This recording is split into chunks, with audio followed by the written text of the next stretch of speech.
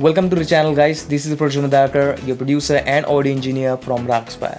In this video we are going to cover mixer track in FL Studio. The only reason I am covering this topic because of the beginner producers who are just starting out making music and mixing projects in FL Studio. So let's get right into it without wasting any time and understand what is mixer track in FL Studio. Last thing on this insert track is what we call a routing system. It is used to create buses, sends and sidechaining. I'll show you how it's done. Let's get to it. So let's say if you want some parallel effect going on but not on the track. So let's say if you want a track to get some reverb but it should not ruin all the effects on your track you have applied. It should be just going parallelly with your track. So what we will do, we can create a send. Just select an empty insert track, add a reverb plugin, turn the effect to all the way up, pause it, and there you go.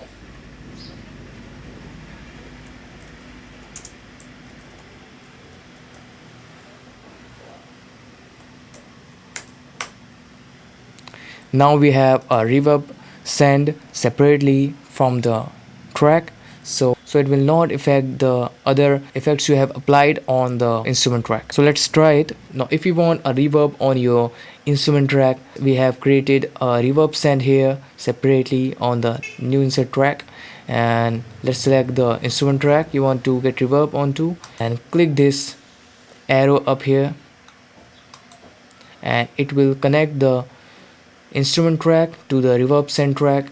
And now the instrument track is receiving wet signal from the reverb track. You can also increase and decrease the level of wet signal from this knob, and also detach the effect completely by just clicking this little arrow up here. There you go. Now let's listen.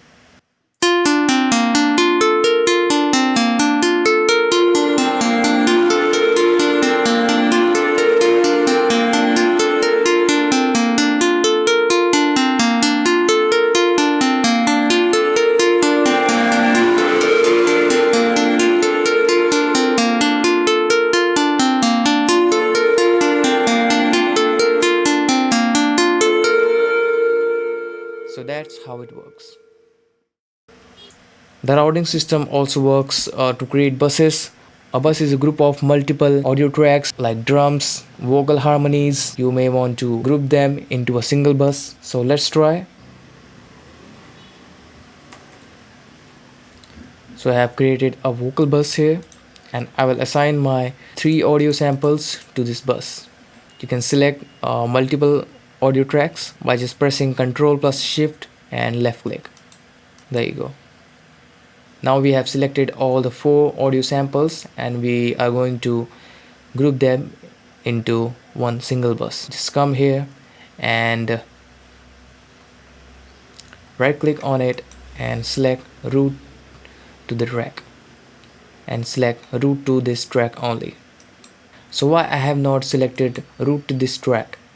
Because when you click on route to this track, connects the tracks to this bus, but it doesn't disconnects from the master. So if it doesn't disconnects from the master, the signal is also going to the master and it is also going to the bus. If we do that,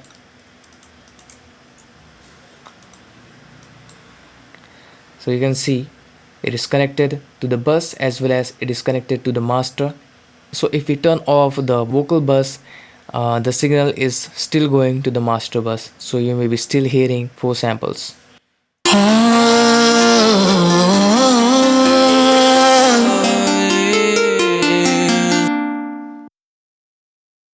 So for that reason you might wanna disconnect this option here and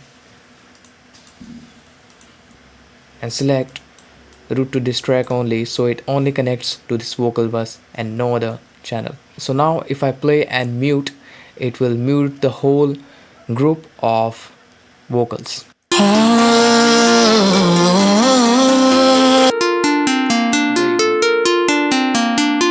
So that's how we make a group by making a bus and connecting all the tracks to one bus by selecting route to this track only.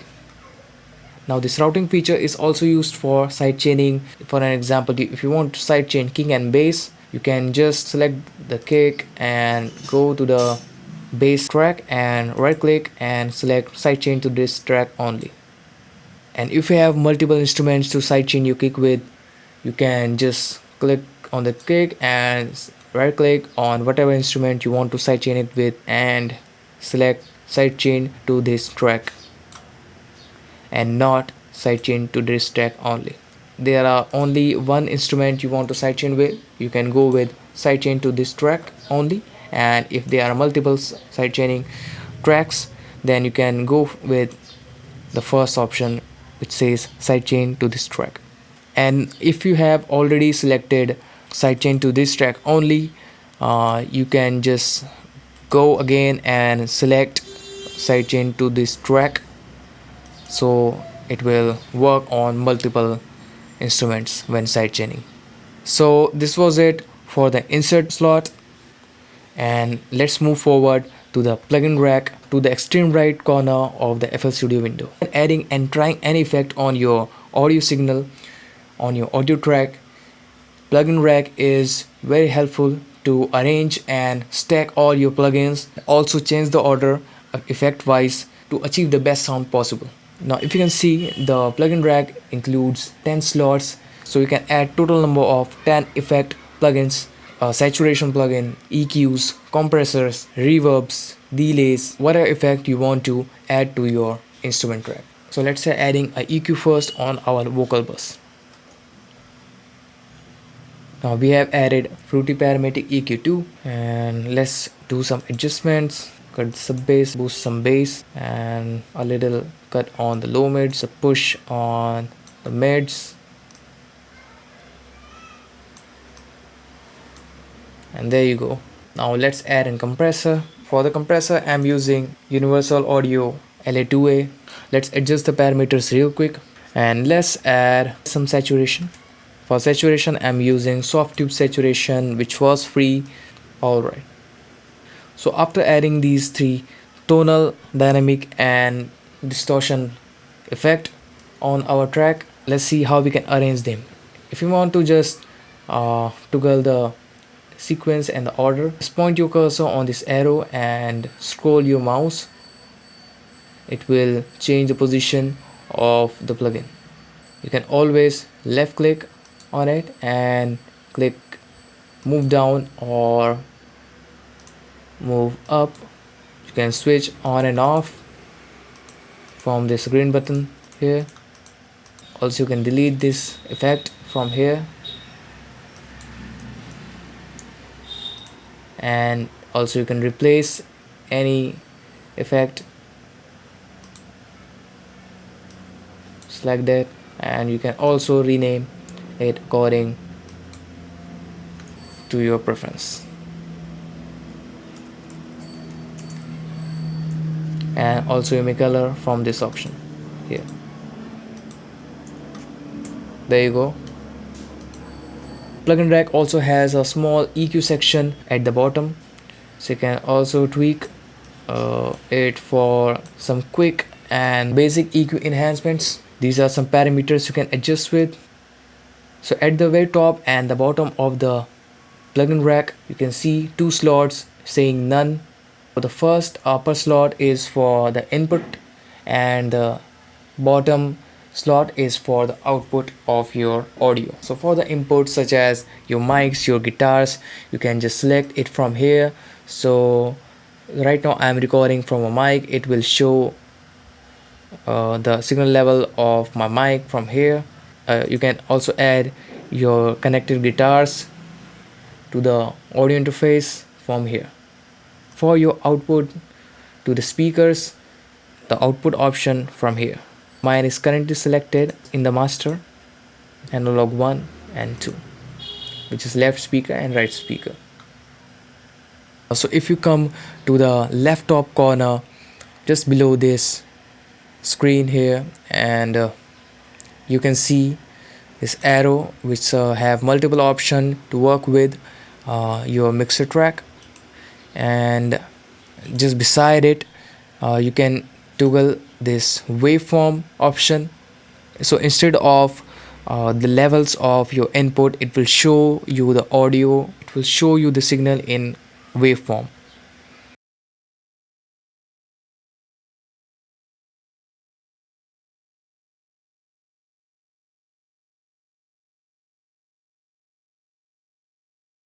So you can see it is showing all the audio signals of your instrument or your vocal track in the waveform. You can turn it back and it will show the normal dB level.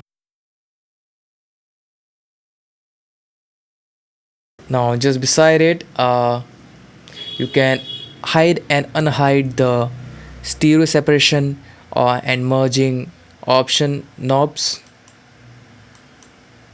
by just clicking this option here, and you can also unhide and hide the plugin rack to make your mixer much spacier. It helps when you are mixing with a lot of tracks in your session.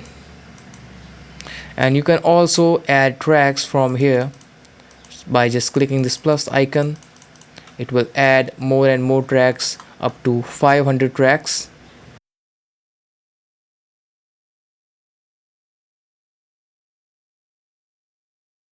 And the last option is view of this window, which is currently set to extra large because it helps me view all the knobs and buttons clearly without any confusion. You may switch between compact, wide and extra large according to your preference and your monitor size. So for me, I prefer extra large. You can go with your preference. We have covered all the common and basic features of mixer track. We may go in deeper further in next videos. So guys, that was it for today's video. We have almost covered all the things in the mixer track in FL Studio, and if there's still something left, we will cover it in the next videos and cover all the features and sections of FL Studio to make your producing better. So let's meet in the next video. This was your guy Prajwal, your producer and audio engineer from RaagSpire.